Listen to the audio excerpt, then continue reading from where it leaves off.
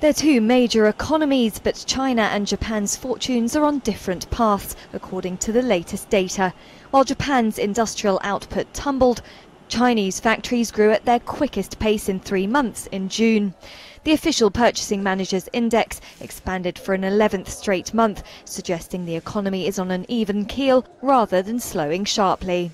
A lot of the worries you had a couple of years ago seem to have dropped off the radar really in terms of economic growth, in terms of consumer spending, and that looks to be relatively robust. I think it's not without its concerns, but the comments this week about China looking to eliminate some of the lower cost iron ore and steel production suggest that they're far more comfortable with the state of the economy as it currently is now versus what it was just a couple of years ago.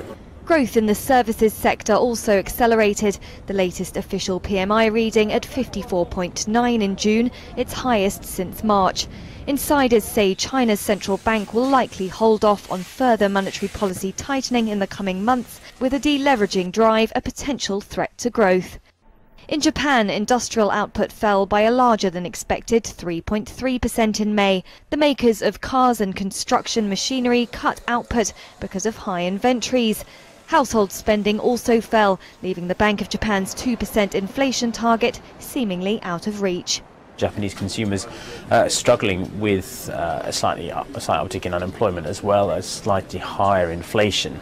And that is really putting sort of firm dampeners on consumer demand for the time being, and wages is refusing to keep up at this point.